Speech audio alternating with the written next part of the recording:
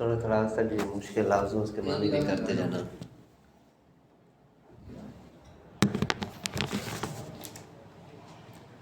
بسم اللہ الرحمن الرحیم. مسئلہ نمبر 4.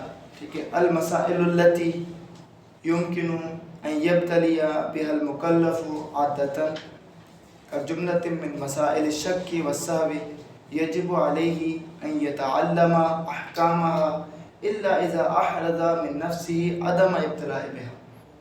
چوتھے مسئلے میں کہنا کیا چاہ رہے ہیں؟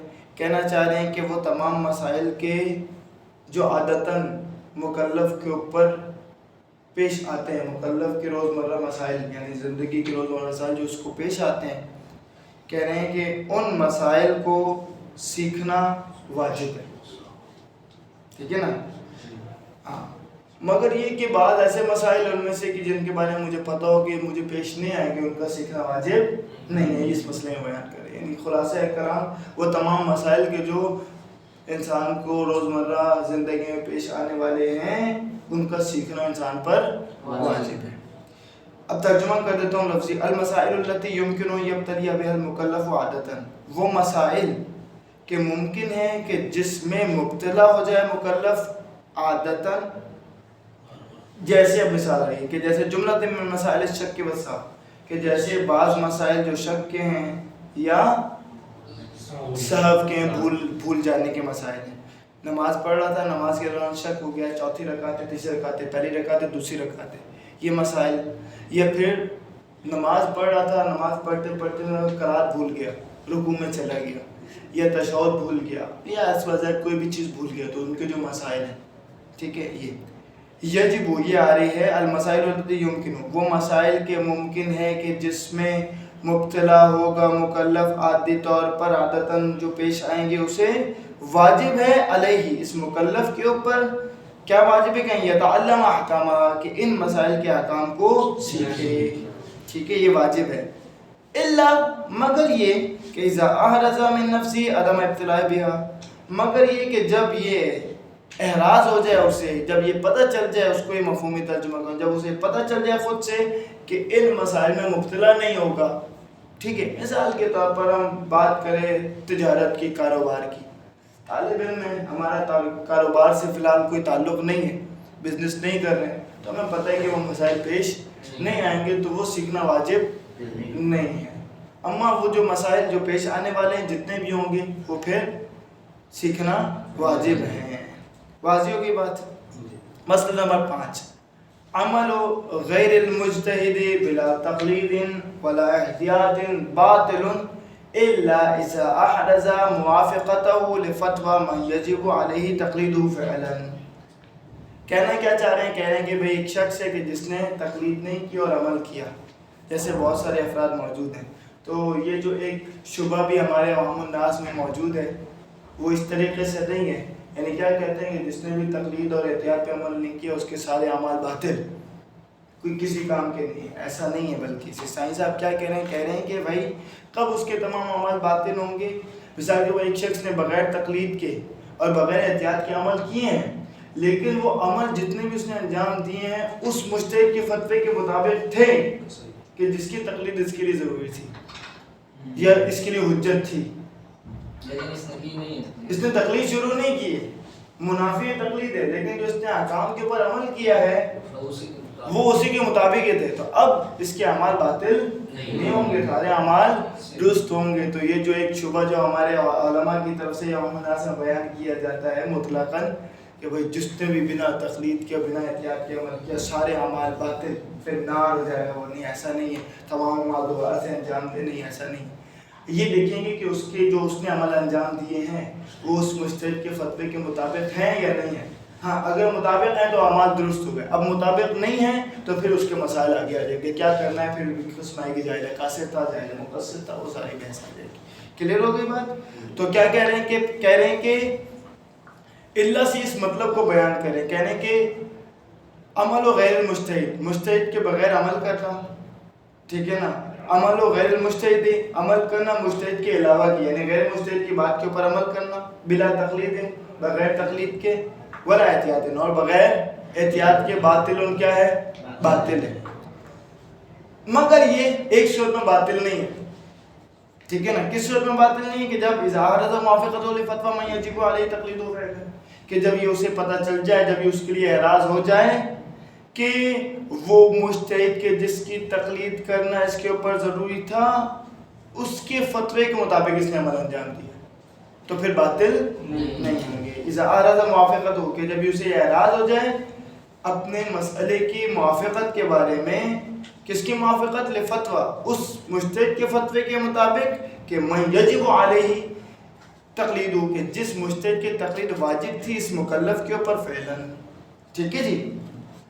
چھٹا مسئلہ، المقلد يمكنه تحصيل الفتوى المجتهد الذي قلده بأحد طرق ثلاثة، ٹھیک ہے۔ اب یہ بیان کر رہے ہیں کہ بھائی کسی بھی مجتہد کے فتوے کو کیسے حاصل کیا جائے۔ میں ایک مجتہد کی تقلید شروع کی، میں نے تحقیق کی، ثابت ہو گیا مثال کے طور پر ایکس مجتہد، مثال کے طور پر من باب مثال ہم ذکر کر رہے ہیں کہ آیت اللہ سعید علی حسینی سسٹائن صاحب میرے لیے عادل ثابت ہو گئے، اب مجھے تقلید کرنی ہے تو اس کا فتویٰ کیسے حاصل کروں؟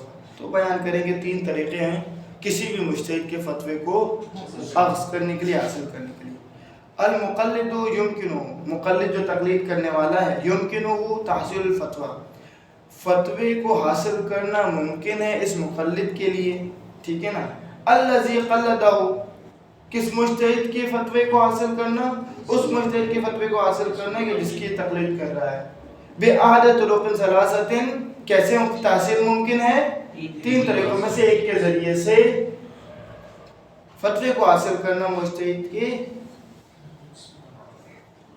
ممکن ہے اس کے لیے۔ پہلا، الاولی ان یسمع حکم المسألۃ من المجتہد نفسی، خود مجتہد سے میں سن، ٹھیک ہے۔ مثال کے طور پر کوئی ویڈیو موجود ہے، سید علی حسین سسٹائن صاحب کی ویڈیو موجود ہے، اس میں وہ فتویٰ بیان کر رہے ہیں تو میں نے خود مجتہد سے سن لیا، پہلا طریقہ۔ فتویٰ کیسے حاصل ہوگا؟ مجتہد سے سن لیا۔ دوسرا، ان یخبرہ بفتوی المجتہد عادلان او شخص یثق بنقلہ، دو عادل شخص کسی مجتہد کے فتوے کے بارے میں بتائیں، کسی فتوے کے بارے میں خبر دیں، دو عادل شخص، ٹھیک ہے۔ دو عادل نے بتا دیا تو کیا ہو جائے گا؟ یہ فتویٰ میرے لیے حاصل ہو جائے گا، ثابت ہو جائے گا۔ یا پھر ایک شخص نے بتایا فتویٰ، ایسا شخص کہ جس کے نقل کرنے کے اوپر اعتبار ہے، ٹھیک ہے نا، جو موثوق ہے، ٹھیک ہے نا، جو ثقہ ہے، ٹھیک ہے نا، ایسا شخص کہ جس کے بات پر اعتبار ہے، اعتماد ہے، کہ ہمیں معلوم ہے کہ یہ بندہ معتبر آدمی ہے، سچا آدمی ہے، جھوٹ نہیں بولتا، اس نے بیان کر دیا اور ہمیں یقین حاصل ہو گیا تو یہ بھی کافی ہے۔ مسئلہ اس طریقے سے بھی حاصل ہو جائے گا۔ اچھا، تیسرا، ان یرجع الى الرسالۃ العملیۃ التي فيها فتوى المجتہد مع الاطمینان بصحتها، کہ وہ رجوع کرے رسالہ عملی کی طرف، توضیح المسائل کی طرف، جیسے ہمارے پاس یہ معجز الاحکام موجود ہے، یا توضیح المسائل موجود ہے، یا منہاج الصالحین ہے، یا پھر منتخب المسائل ہے، یا وغیرہ وغیرہ جتنی بھی رسالہ عملی کی کتابیں ہیں، اور ہر مجتہد کی اس اعتبار سے الگ الگ منہاج، تقریباً تمام مجتہدین کی منہاج تو ہوتی ہے یا توضیح المسائل ہوتی ہے، ٹھیک ہے۔ تو اس رسالہ عملیہ کی طرف رجوع کرے گا۔ التی، کون سا رسالہ عملیہ؟ وہ رسالہ عملیہ کہ التی فیہا، کہ جس رسالہ عملیہ میں فتوی المجتہد، مجتہد کے فتوے ہیں، مع اطمینان بصحتها، ساتھ میں اسے اطمینان ہو کہ یہ فتاوی صحیح بھی ہے، یہ رسالہ عملیہ درست بھی ہے، ٹھیک ہے جی۔ ساتواں مسئلہ، یجتہد فی المقلد مرجع التقلید امور، اچھا، شرط یشترط فی المقلد ہو جائے گا، یشترط فی المقلد امور، شرط لگائی گئی ہے مقلد میں چند امور کی۔ مقلد کون ہوتا ہے؟ یعنی جس کی طرف خود مرجع تقلید، یعنی جس کی طرف رجوع کیا جائے، یعنی مجتہد جس کی طرف ہم جس کی تقلید کر رہے ہیں، آسان لفظوں میں، یعنی مجتہد یعنی جس کی طرف مقلد، یعنی جس کی تقلید کی جا رہی ہے یا جس کی طرف رجوع کیا جا رہا ہے، شرط لگائی گئی ہے اس میں چند امور کی کہ ہم کس مجتہد کی تقلید کر سکتے ہیں، آسان لفظوں میں، کہ ہر مجتہد کی تقلید کر سکتے ہیں؟ نہیں، بلکہ جس میں یہ شرائط موجود ہیں اس کی طرف رجوع کیا جائے گا. پہلی شرط کیا ہے؟ بالغ. الاول البلوغ والثانی العقل والثالث الرجولہ، مرد ہو. چوتھی الایمان، ایمان ہونا چاہیے، مومن ہونا چاہیے. مومن کس معنی میں؟ بے معنی ان یکون اثنا عشریہ، کہ وہ 12 اماموں کا قائل ہو. 11 امامی نہیں چلے گا، 6 امامی نہیں چلے گا، 8 امامی نہیں چلے گا، 12 اماموں کو ماننے والا ہو. الخامس العدالت، پانچواں کیا ہے؟ عادل ہونا چاہیے. عادل کی تعریف واضح ہے نا آپ کے نزدیک؟ عادل کسے کہتے ہیں؟ معلومات کو انجام دیتا ہوں اور واجبات کو چھوڑتا. حسن، تم نے واجبات کو انجام دیتا ہوں، محرمات کو چھوڑتا. ٹھیک ہے. تو یہ ہوتا ہے عادل. یہ تو عادل کا بالکل الٹا ہو جائے گا. کوئی بات نہیں. حسن، واضح ہے کہ معلوم تھا کہ آپ کے ذہن میں وہی ہے، لیکن اشتباہن ہو جاتا ہے، مشکل نہیں آتی.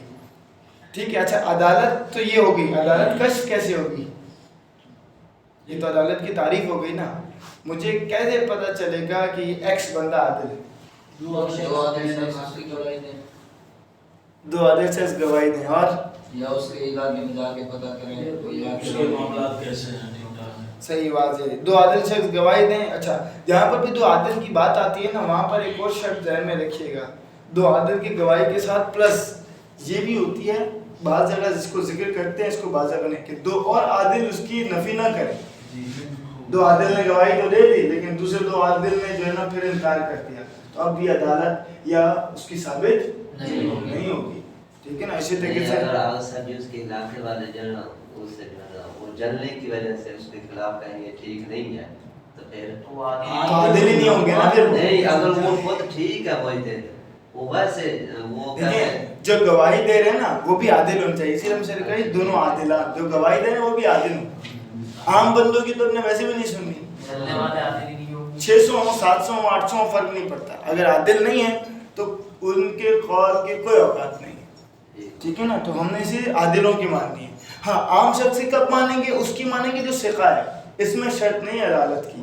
ایک شخص ہے جو بیچارہ جو ہے نا وہ کبھی کبھار گناہ کر لیتا ہے، لیکن بات میں سچا ہے، ہمیں اعتبار ہے. ہم کہتے ہیں یار یہ جو جھوٹ نہیں بولتا ہے اس کا، تو یہ فتویٰ بتا رہا ہے معتبر بندہ جس کو ہم کہتے ہیں. تو بعض اوقات تو بیچارہ پٹری سے اتر جاتا ہے، بعض اوقات چڑھ جاتا ہے. ٹھیک ہے، لیکن اس کا قول جو ہے وہ وثاقت والا ہے، اعتماد والا ہے. تو یہاں پر ہم دیکھیں گے. صحیح ہے؟ کلیئر ہو گئی بات؟ چلیں بھائی، واضح ہے آپ لوگوں کے لیے. تیسرا کیا ہے؟ واضح. 7واں مسئلہ آگے بڑھتے ہیں. عدالت بھی واضح ہوگی. سادس طہارت المولد. ٹھیک ہے، حلال زیادہ ہونا چاہیے، حرام زیادہ نہیں ہوگا، زنا سے پیدا نہ ہو.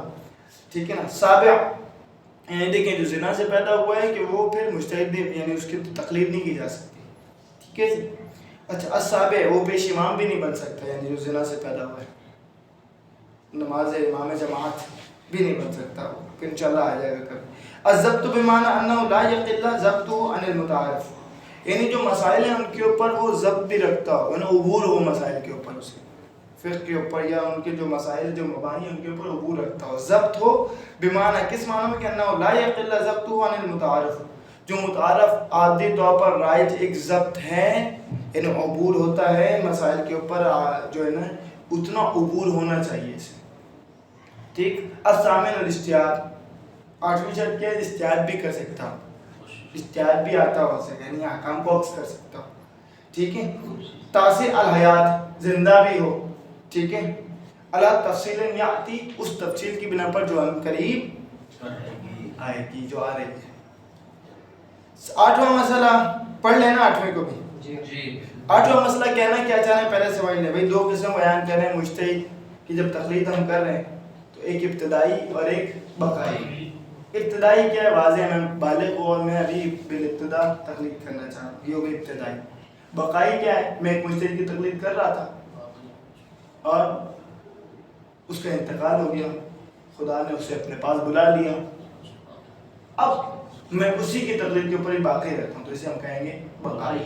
ٹھیک ہے. اسی دونوں قسموں کو یہاں پر ہی بیان کریں. تقلید المجتہد المیت قسمان، میت یعنی مردہ مجتہد کی تقلید 2 قسموں پر ہے، ابتدائی و بقائی. ایک ابتدائی ہے، دوسری بقائی ہے. تقلید الابتدائی کیا ہوتی ہے؟ تقلید ابتدائی کیا ہے؟ ہوا ان یقلد المکلف مجتہدا میتا، کہ مکلف تقلید کرتا ہے ایسے مجتہد کی کہ جو مر چکا ہے، من دون ان یسبق منہ تقلید حالایاتی، بغیر اس کے کہ اس نے سبقت کی ہو اس کی تقلید کی اس کی زندگی کی حالت میں. یہ ہو گیا لفظی ترجمہ. کہنا چاہ رہے ہیں کہ اس نے اس کی زندگی کی حالت، جب وہ زندہ تھا مجتہد، تو اس کی زندگی میں کوئی بھی اس کے فتوے کے اوپر اس نے عمل نہیں کیا تھا. جب تقلید ہی میں نہیں تھا. ہاں تقلید میں ہی نہیں تھا مثلا، یعنی جب وہ زندہ تھا تو اس کی تقلید میں ہی نہیں تھا، مرنے کے بعد اس کی تقلید کا. مثال کے طور پر آج کے دور میں ابھی کوئی شخص بالغ ہو اور وہ تقلید کرنا چاہے مثال کے طور سید خوئی علیہ رحمہ کی، ٹھیک ہے نا، تو یہ کیا ہو جائے گا؟ یہ ابتدائی تقلید کہلائے گی، میت مجتہد میت یعنی تقلید الابتدائی کہلائے گی کہ سید خوئی انتقال کر چکے ہیں اور اس کی زندگی میں بھی اس نے ان کے فتوے پہ کسی پہ بھی عمل نہیں کیا تھا. کلیئر؟ تقلید البقائی، تقلید بقائی کیا ہوتی ہے؟ ہوا ان یقلد مجتہدا، ٹھیک ہے نا، معیدا شطرا من حیاتہ ویبقى لا تقلید ذلك المجتہد بعد موتہ. واضح کہنے کہ وہ تقلید کرنا ہے ایسے مجتہد کی کہ معینا شطرا، شطرا بولتے ہیں کچھ حصے کو، ٹھیک ہے نا، معینا شطرا من حیاتہ، کہ جس میں اس نے کچھ حصے میں اس کی تقلید کی تھی. وَيَبْقَى لَا تَقْلِيدِ ذَلِكَ الْمُجْتَهِدِ بَعْدَ مَوْتِهِ، اور اسی مجتہد کی تقلید پر یہ باقی رہ رہا ہے اس کے مرنے کے بعد بھی. تو زندگی میں کچھ، جب وہ زندہ تھا مجتہد، مثال کے طور پر بالغ ہوا، یہ ممیز بچے کے لیے بھی تقلید صحیح ہوتی ہے، آگے بیان کریں گے، ٹھیک ہے نا. تو ممیز بچہ ہوا، اس نے تقلید شروع کر دی، تقلید شروع کی اور اس کے کچھ عرصے بعد جو ہے وہ مجتہد مر گیا. اب یہ بچہ یا یہ شخص اسی مجتہد کی تقلید کے اوپر ہی باقی ہے، تو یہ کیا کہلائے گی؟ بقائی. ٹھیک ہے، اوپر والی کا ایک بار اور ترجمہ کر دیجیے. ابتدائی ترجمہ کر دیتا ہوں، ٹھیک ہے نا. ہوا ان یقلد المکلف مجتہدا، مکلف کا تقلید کرنا ہے، تقلید ابتدائی کیا ہے؟ مکلف کا تقلید کرنا ہے مجتہدا ایسے مجتہد کی، میتن کے جو مر چکا ہو، من دون ان یسبق منہ تقلیدہ، تقلیدہ فاعل ہے کس کا؟ یسبق کا، ٹھیک ہے نا، کہ اس کی تقلید نے سبقت نہ کی ہو اس مجتہد کی حالایاتی، اس کی زندگی کی حالت میں، ٹھیک ہے نا، یعنی اس نے اس کی زندگی کی حالت میں اس کی تقلید شروع نہ کی ہو، ٹھیک ہے نا. من دون ان یسبق منہ تقلیدہ حالایاتی، اس کی اس مجتہد کی زندگی کی حالت میں اس مجتہد کی تقلید اس نے شروع نہ کی، ٹھیک ہے. صلی اللہ علیہ محمد و علیہ